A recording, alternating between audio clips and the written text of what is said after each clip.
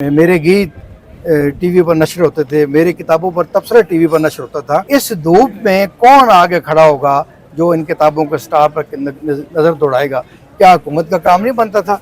हुकूमत को दिलचस्पी होती या पढ़े लिखे लोगों की हुकूमत होती ना, तो यहाँ इनके लिए छाँव का इंतजाम करते। कोई भी किताब हो वो अपने आप को किसी न किसी वक्त पढ़वा लेती है। फराज लिखने वाले मौजूद थे, कर्नल मोहम्मद ख़ान की बात हुई, ज़मीर जाफ़री साहब थे, यहाँ पे डॉक्टर रशीद अमजद थे, यहाँ पे अहमद जावेद थे, यहाँ पे रिजवान दाऊद थे, यहाँ पे दाऊद साहब थे, यहाँ पे लाहौर में हम देखें तो बड़ी बड़ी कतील शिफाई थे, कहकशां थे। बिस्मिल्लाहिर्रहमानिर्रहीम, अल्लाहुम्मा सल्ली अला मुहम्मद व अला आलि मुहम्मद। मैं वक़ास अज़ीज़ आपको अपने ऑफिशियल तमाम चैनल्स पे खुशामदीद कहता हूँ। आज का जो मेरा मौजू है वो किसी इदारे का स्कैंडल नहीं है, कोई सियासी जो कारनामा है वो नहीं है, किसी किस्म की और कोई टूरिज़म से जुड़ी बात नहीं है। आज मैं बात करने जा रहा हूँ किताब के हवाले से, किताब बीनी के हवाले से और किताब की जो फ़रोख्त है उसके हवाले से। और आज मैं यहाँ आया हूँ सदर में।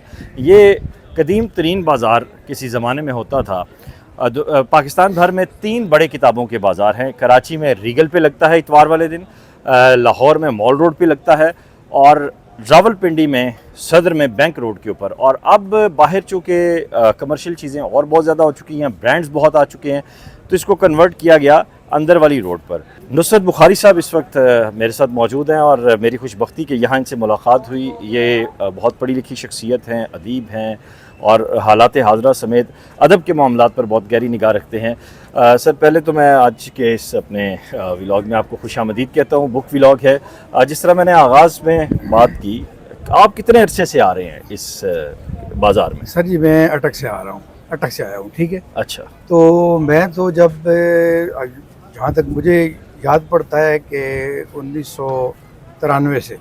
अच्छा, लॉन्ग अगो। मैं जब 29 साल हो गए थे। बिल्कुल, नासिर जैदी साहब वगैरह, तो मैंने इस बाज़ार को बड़ा देखा है, फलते फूलते देखा है कि दिन गुजर जाता था, हम सारी किताबों को नहीं देख पाते थे। और बड़ा ज़बरदस्त एक माहौल था और किताब ख़रीदने वाले भी थे, पढ़ने वाले भी थे और किताब फ़रोख्त भी होती थी।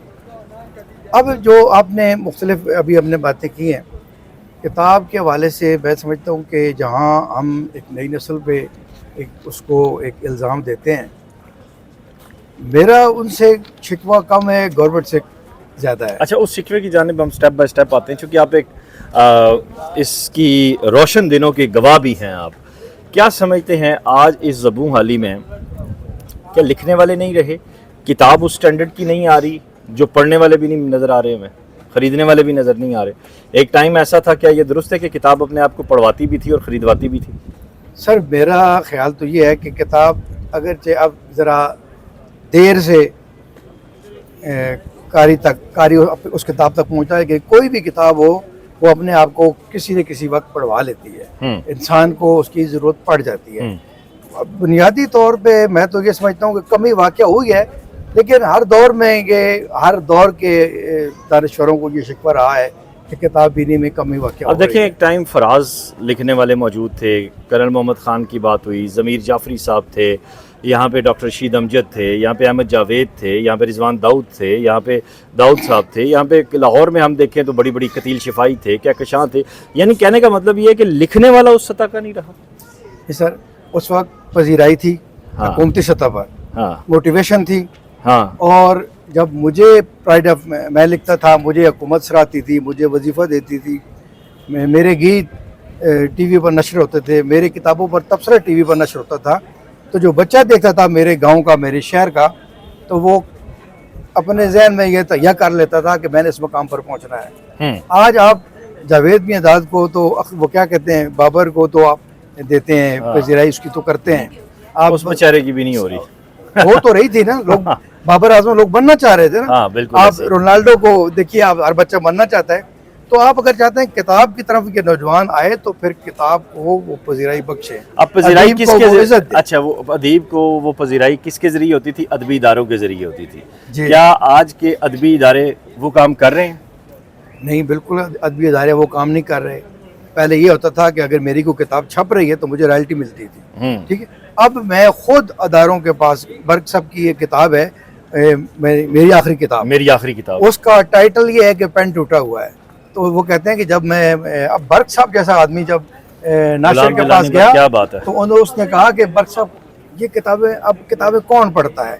ये बात भी याद रखिए सर कि ये जो है ना किताब कोई नहीं पढ़ता, ये पब्लिशर ने फैलाई है। हाँ, ये पब्लिशर ठीक है ना, क्योंकि मेरी किताबें अगर मैंने अपने पैसों से छपवा कर ना यहाँ रख दी हैं, तो जब मैं 3 महीने के बाद 4 महीने के बाद उस दुकानदार के पास गया जहाँ मैंने अपनी किताबें रखवाई थी, अब मैं देखता हूँ किताब कोई नहीं है, मेरी किताब फरोख्त हो चुकी है। मैं कहता हूँ सर मैं किताबें रख के गया था।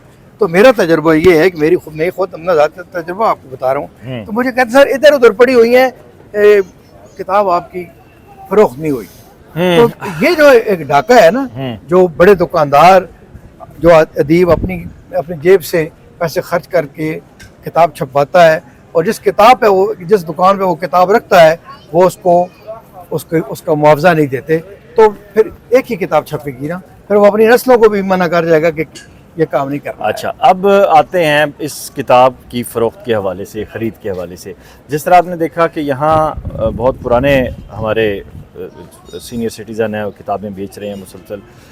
फरीदुल हक साहब, उन्होंने ये कहा कि आज की नस्ल में कुतुब बीनी का शौक़ ख़त्म हो चुका है, इस वजह से किताब नहीं बिक रही। नहीं, उनका अपना एक नुक्ता नज़र है, वो ठीक कहते हैं। ज़ाहिर है कि अब इस तरफ तो लोग ज़्यादा आ रहे हैं, अब फिर मैं क्यों इस तरफ लोग बच्चे कम क्यों आते हैं। अब मैं वही बात कर रहा हूँ जो शिकवे वाली थी। अब देखिए ये धूप में स्टॉल लगे हैं, ठीक है ना, मैं यकीन जानिए मैं सुबह का 9 बजे का आया हूँ मैं, तो इस धूप में कौन आगे खड़ा होगा जो इन किताबों के स्टॉल पर नज़र दौड़ाएगा। क्या हुकूमत का काम नहीं बनता था? हुकूमत को दिलचस्पी होती, या पढ़े लिखे लोगों की हुकूमत होती ना, तो यहाँ इनके लिए छाँव का इंतजाम करते, इनके लिए पानी का इंतजाम करते। ये ना अपनी मदद आपके तहत ये काम हुआ है, ठीक है ना।